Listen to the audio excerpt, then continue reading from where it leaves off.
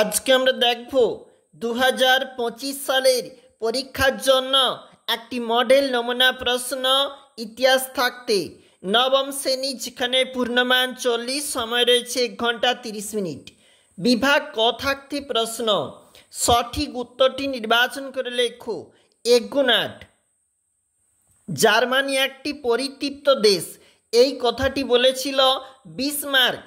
Organisation of labour গ্রন্থের রচয়িতা Luis blank. Young Italy নামক সংগঠন তৈরি করেছিল জোসেফ ম্যাথসিনি। উড়ন্ত মাকো আবিষ্কার করেন জন কে।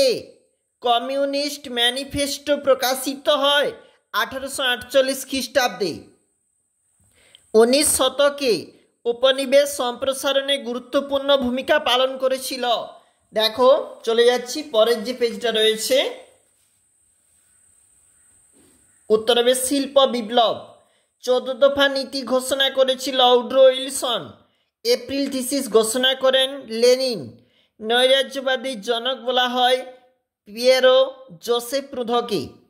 কে সেফটি ল্যাম্প আবিষ্কার করেন? হামরে ডেভি। সোভিয়েত পার্লামেন্টের নাম কি বলেছে দেখবে তোমরা। সত্য মিথ্যা লেখো। অস্ট্রিয়ার প্রধানমন্ত্রী ছিলেন মেটারনিক, সত্য। জাপান ছিল ব্রিটিশ সাম্রাজ্যের রত্ন, মিথ্যা। ভার্সাই সম্মেলন বসেছিল জেনিভাতে, মিথ্যা।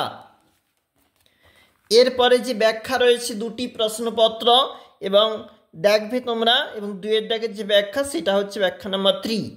এবং এখানে রয়েছে 2 নম্বরের প্রশ্নপত্র, 4টি করতে হবে। অন্তিম পেজ, যেখানে 4 নম্বরের 2টি প্রশ্ন করতে হবে এবং 8 নম্বরের 1টি প্রশ্ন করতে হবে।